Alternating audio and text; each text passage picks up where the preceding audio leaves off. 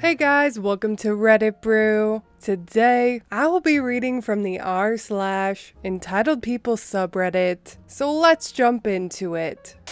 Entitled sister trying to justify controlling access to my newborn baby. Longtime lurker, first time poster. I have an entitled mother that I'm no contact with, and an entitled sister that I'm low contact with. My dumbass decided to let both know that I'm pregnant, and to kind of reconcile with my entitled sister, so she came down for the birth. If faced with that choice again, I would prefer getting kicked in the face by a donkey. It was that enjoyable. Entitled sister invited herself to stay without asking for the entire first week of my son's life under the guise of helping. Helping in this sense meant I not only recovered from a C-section and took care of a newborn, but also entertained my entitled sister and cooked for her or ordered us in food on my dime. I tried to be patient, to take pics of her with the baby, and be gracious, as she can't have kids. Lord, I tried. Twice this week, I had a buffer in the form of a postpartum doula. She's been helping with techniques for childcare, to put us on a schedule and such. Being childless and never having researched anything about childcare, entitled sister picked up on 2 tips: wake windows and tummy time. All week, she used both as reasons to tell me I'm failing at being a parent because I'm not spending enough minutes doing either, and trying to control not only how I care for my child, but also access to him, as she insisted on holding him when it was time to put him down for a nap. Things came to a head one night when she was picking on me again and yelling at me that I'm not caring for him correctly because of wake windows. I firmly said, "You need to back off, and you don't know what you're talking about." Things escalated until she told me that I'm a shit mom and don't pay attention to my child. She further said I couldn't use just giving birth as an excuse. It was 6 days after I had a C-section and was actively bleeding and in pain that I'm making this experience about me, and threatened to leave. I said, "Good. Nobody invited you to stay. Please do pack up and go." In the 2 days since, I've learned she tried to tell on me to my doula. She does not know that the doula and I had a conversation about these techniques, and she said it's good practice, as they're not really recommended until week 6. It was day 6. Doula also said that I'm doing great. Entitled sister also doesn't know that my pediatrician also isn't a fan of starting wake windows so early. Entitled sister is now texting my boyfriend, playing victim, and saying she and the doula believe I have postpartum, and it's worrisome that I'd kick her out. Neither the doula, nor my boyfriend, or anyone else thinks I have postpartum or am acting strange. No, bitch, I just don't think I have to deal with your shit when you don't know what you're talking about. Boyfriend is now trying to play peacemaker, but I'm ready to write her off and go no contact after this experience.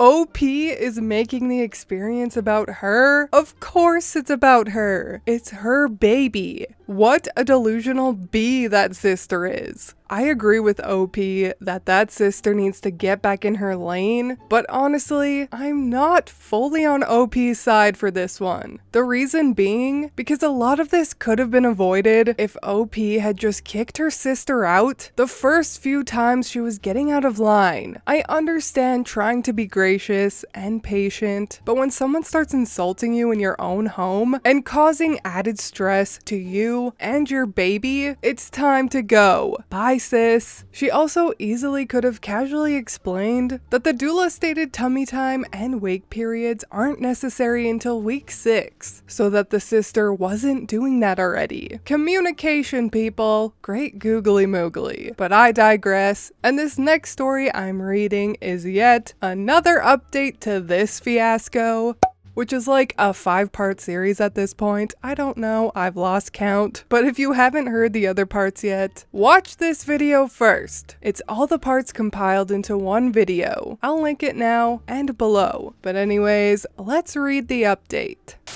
Entitled sister strikes back. I almost made it a month without hearing from my half-sister, but Reddit, you are right. this might never be over. Also, funny enough, dear sis found my post and sent me a scathing email before I blocked her, but that's really not a big story. This one, however, pisses me off. So, as I posted before, my older half-sister Karen was forcefully, but not really, removed by immigration after going insane and trying to get squatters' rights on a sold house that used to belong to my half-sister Mary. Things were calm for a bit, and in the meantime, I focused on my 4-year-old foster daughter. Let's call her Lily. Lily's mom is one of my oldest friends. She gave birth in the US, but her nor Lily's father is American, and unfortunately, Lily's father passed away when she was a baby. My friend was asked to leave the US to do her immigration process out of country since she has no one to claim her aside from a minor child. This sadly means she likely won't be able to come into the US until Lily is 18, aka an American adult that can sponsor her. Because our home country's education system is horrendous, she asked me if I could take Lily. By this point, I had already kicked Karen out, so I had an extra room. I told her it was okay if it was in Lily's best interest. Lily and I are tight as thieves, and we had gotten to know each other well over the 4 years she's been here. Took a bit, but 3 weeks ago, Lily's guardianship was passed from the state to me. We are skipping trick-or-treating this year due to the pandemic, but Lily still wanted to dress up as Sith.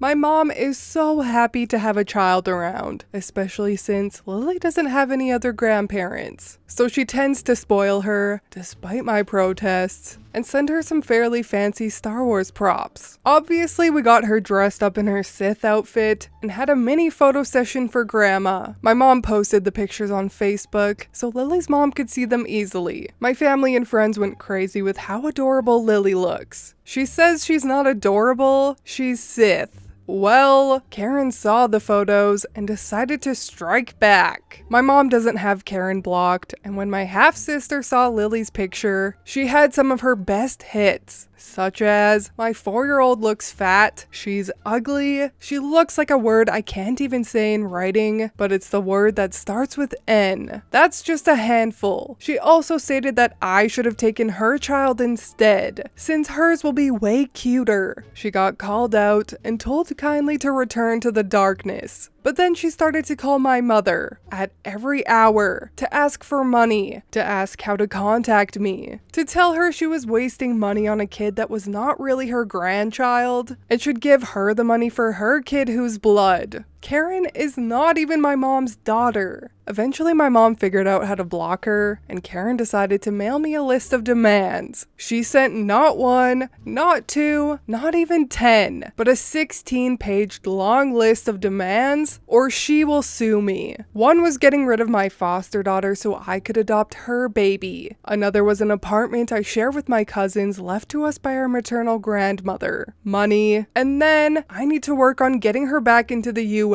There's still more, but most of it is completely delusional. I really have no idea why she thought I would even entertain this list of demands. I'm beginning to think she's either on drugs or has a disorder. For the record, I would not take Karen's kid, even if I didn't have Lily. It's ties I don't want with Karen or her ex. Her ex was recently released, and luckily he's keeping away from me. Also, to clear something up, Karen isn't penniless. I divided with her and Mary a $150,000 inheritance. She also got money from her stepfather when he passed. In our home country, she's actually well off. The only reason I never charged her for rent or asked for money was because I knew the tuition price was going to be very high and didn't want her to have to take a loan like I did. But now, I don't care what she does, and I'll never be helping her again. Yeah, I think at this point, OP has enough to constitute getting a restraining order against her sister, and I strongly urge her to do so. In fact, I think anyone that knows Karen should get a restraining order against her. Toxic, toxic, toxic. But anyways, that is all for me today. I hope you enjoyed those 2 Entitled People stories / update. If you did, please leave a like and subscribe. I truly appreciate when you do, and I will see you in the next Reddit story. Bye!